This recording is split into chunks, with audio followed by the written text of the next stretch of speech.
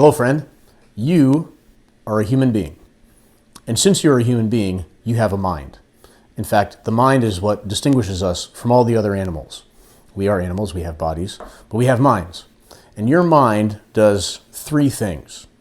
Your mind apprehends, it judges, and it reasons. So let's take a look at the three acts of the mind. So the first thing that our mind does is it apprehends.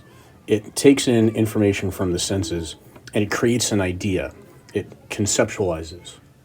And so, for example, we see a horse, we experience time with horses, we hear the word horse, and we eventually create this idea in our mind of horse. Actually, we create it initially, and then it gets refined over time.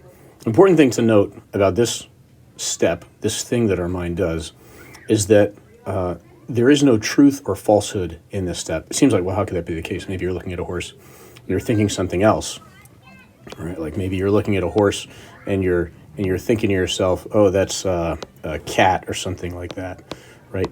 But even if you're thinking about the idea of cat and adding to or taking away from your idea of cat, you're still conceptualizing, you're still just forming an image.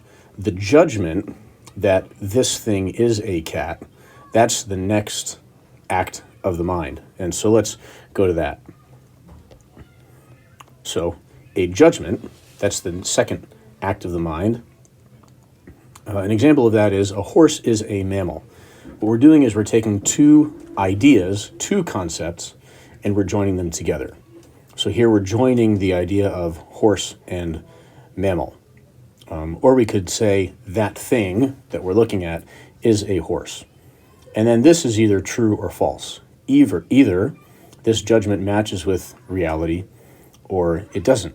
And so truth and falsehood only falls into this act of the mind, the act of judgment. And notice that this act of judgment depends on, first, that idea of conceptualization, that act of conceptualization that we've already done. The third act now is when we take judgments and we put them together to form an argument. And so this is the act of reasoning. As an example, all mammals are animals, a horse is a mammal, therefore a horse is an animal. This is an example of reasoning. So here we have two judgments put together, and then that generates a third judgment that a horse is an animal. This act also is neither true nor false. However, it can be valid or it can be invalid. Judgments either follow the laws of logic, that set of rules, or they don't. And that's what makes them valid or invalid.